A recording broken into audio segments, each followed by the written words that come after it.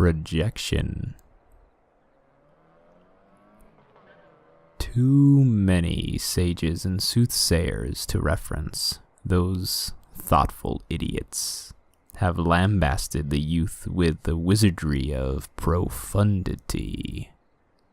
They had answers to the esoteric of life, of death, of the end. Who are they? What do they really know of the darkness? What do they fancy as truth, or reality, or consciousness?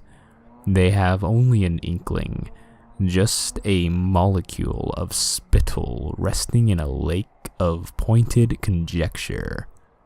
It's surmised to shit, is what I'm saying. What they know surmises to shit because I've seen behind the curtain and I know what awaits. And on this very street, I reflect on all that came to subdue me in the night, all that came to crush my ambition in the darkness, so I scurry away from the dark at every chance, which is not easy when you have no home. Most people just want to relegate the less fortunate to the shadows anyway. There they can feign ignorance and avoid any responsibility for what is happening. My every thought is to dive into the light and be at peace with some semblance of myself. But even the light casts shadows. You see, I am fractured. I wanted to believe that life catered to me, that life launched its sails because of my breath, and I was the tide that washed all good things to the shores of my world. Yet I'm nothing but the detritus that remains after the rush of waters recedes. The water is like the people that avert their gazes and cross the street to avoid me. The stiff, potent smell of unwashed skin and the occasional hint of cheap rum was summarily unwelcome in most any social settings. Many days the eyes and attitudes of people were much too much, and I would wander out alone, ironically in avoidance of them. I just wanted to wallow in my brokenness. As I walked on, my coat swung about me, and I shivered. It was much too threadbare and thin to offer much warmth, but a beggar shouldn't be a chooser. It was the only thing that I could find.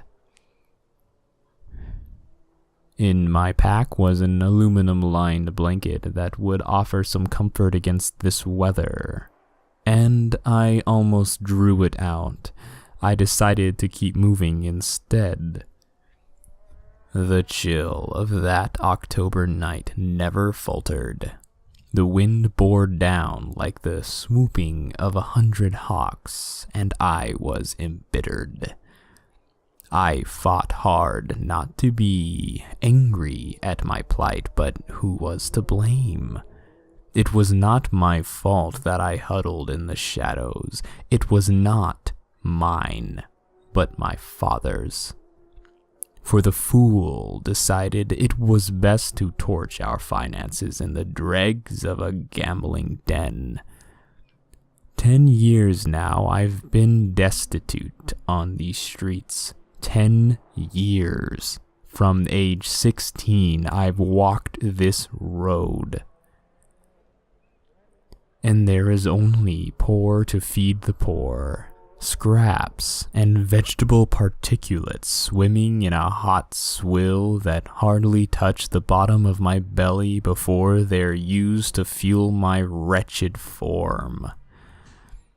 Scraps for the scrapper. The garbage bin diving lunatic known for wearing my face only wished to slip by unnoticed, to go about his business. So that night, I found shelter in an alleyway, between old liquor store and a Vietnamese diner.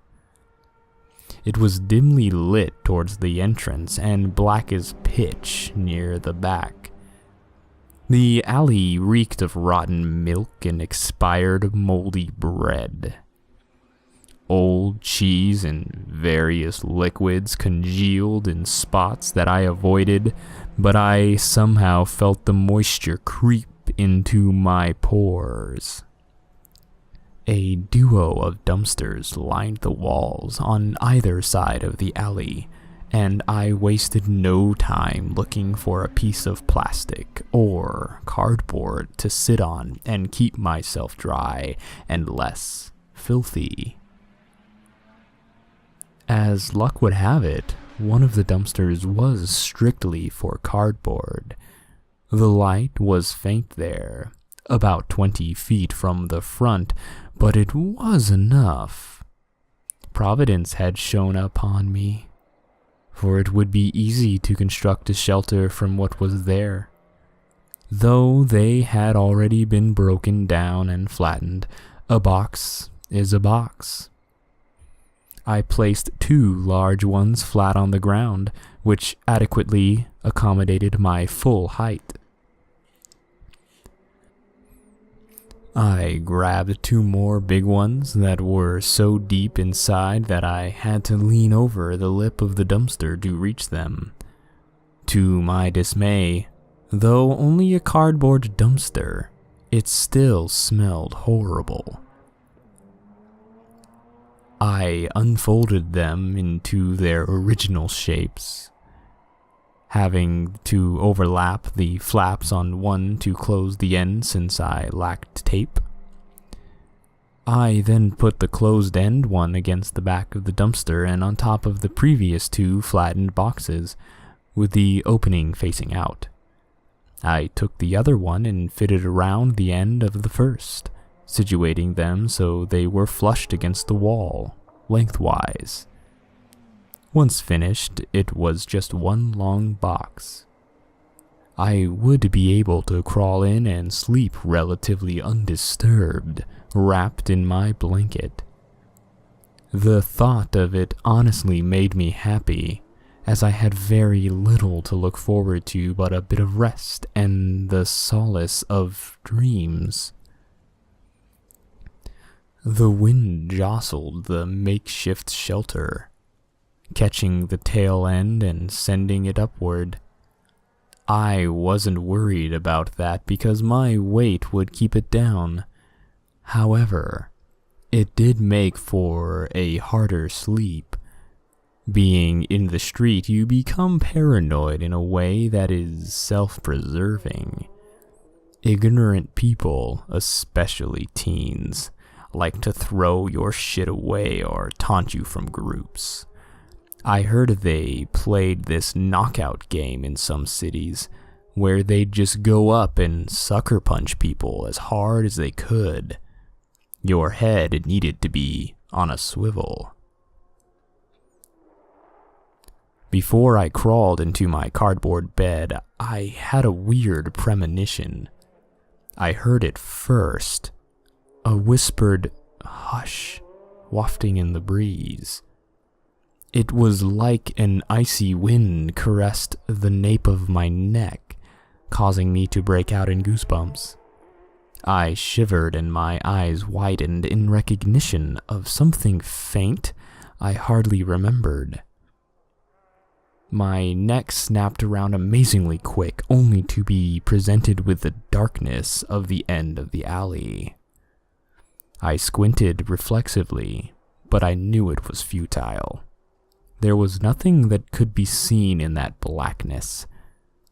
I stood there still, listening for something. Someone. But only the wind brought an answer, brushing harshly against my coat. I knew the night would signal nothing but delusions and panic at this rate. Countless times I'd been in situations direr, more dangerous. My awareness was high due to being on the street, and it had not failed me yet. The danger was real, but fear had to be a lie. Beware of the danger, but don't accept the fear, I bumbled to myself. Something was off, though, and I couldn't quite shake the feeling, despite my words of comfort and reassurance. I shook my head and crawled into the shelter. A bit of shuffling and turning was needed until I was comfortable enough. I was worried by the slight crinkling of the blanket because it made it hard to hear anything, but logically, I wrapped myself as tight as I could without restricting my movements lest some urgency present itself. Lastly, I craned my neck so that I could see out past my feet at the end of the shelter. Down there was only darkness and a faint glow from the light at the entrance to the alley. I could also hear the occasional car pass, which was a lot less annoying than it would have seemed. Still, the darkness near the end of the alley was an eerily stark, vivid splotch of black ink that had volume, heavy with some unknown mass. I pulled the blanket tighter as if to ward off the subsequent chill, which proved useless. I was not one to figure in such fantastical thoughts, but I sure felt something out there. It is the same type of feeling one has when alone, sensing when another person has entered their space, without having to see them. It is like leaves rustling in the wind. I closed my eyes, forcing my eyelids down until I could feel the muscles strain with my cheeks. Then I looked out once more into the haunting dark, hoping and praying that my imagination would die for the evening. To my horror, something slid against the night, like a hand brushing behind a curtain. Suddenly there was no light at all, and I choked down a gasp of surprise. The danger, but not the fear. Again, I shut my eyes, but it was no different than if I had left them open. There was simply a void there. I swallowed hard, and the feeling of my own saliva sliding down my esophagus sickened me. I thought it silly to even entertain this madness, but someone could be out there. My eyes weren't useful at that moment, but what I sensed, what I felt, I couldn't deny it. When I was a child, I recall hearing one of my classmates talking about being locked in his bedroom closet by his older brother. It was night, and he and his brother were the only ones at home. He told us that something spoke to him in the dark. He said he nearly beat the door off its hinges trying to get out. For him, it seemed like he had been stuck there for hours. But when his brother came to open the door, he noticed it had only been 10 minutes. His mother grounded his brother behind the incident, but not because he locked him in the closet. It was because my friend beat his fists bloody trying to break out. I saw the scars myself, and his hands looked like someone took a tenderizer to them. Consequently, I remained cautious of tight, dark spaces for many years. I thought I was over it, but that night made a liar of me. There was a sound of a car passing, and I jerked my head in the direction of the street. My heart was racing, but I was thankful that it broke the hypnotic pull of the darkness. I looked back to the end of the alley and decided to ignore it. The night would be gone soon, as I gauged it to be around 2 a.m. I closed my eyes and pulled my blanket close once again. A minute had not passed before I heard something at the end of the alley. It happened so abruptly that I immediately sat up, my head hitting the top of the box. The wind or a whisper, I could not tell which at the time, but it was close. The sound was close. I stared into the void at the back of the alley and saw something rise against the night, glowing intermittently. It was a pulsing yellow halo that outlined the form, creeping upward until I could not see the top of it. Eventually, it stopped rising, but the glow remained. The luminal pitch rising and rippling like mist in the morning. Fear overcame curiosity at that moment, and I had no thought to recite my danger and fear mantra. I was overcome with fright, and so edged myself backward against the dumpster. I could hear my breaths, shaky and shallow within the box. I didn't know if I should run or just wait it out. I didn't even want to move. Suddenly, the end box caved in, as if a weight had been dropped on it, barely missing my feet. Instinctively, I jerked my legs back and then sat up with them against my chest. Where it was bent inward, I could see more of the thing in the alley, and it was widening steadily, growing like black clouds in a thunderstorm. Huddled against the back of the box, I felt frozen in place. The whispers soon became a howl of many voices, so many and so loud that I could feel them in my head. It was a horrible version of a television static, and I placed my hands over my ears to block them out. I felt a tug on the box like it was being lifted. It was quickly torn from under me. I wailed like a banshee as I was dumped out onto this concrete like an unwanted Christmas present.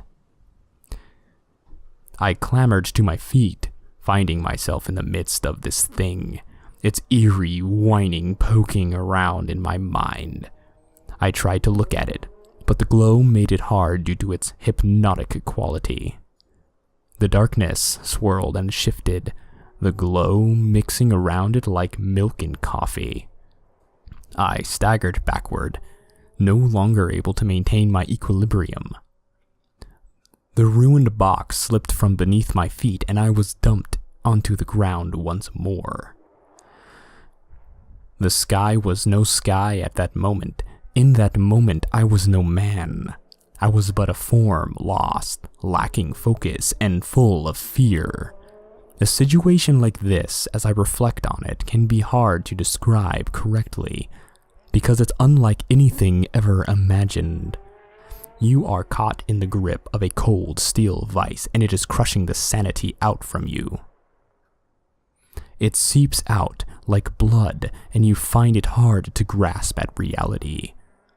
You find it hard to hold on to what you thought was real.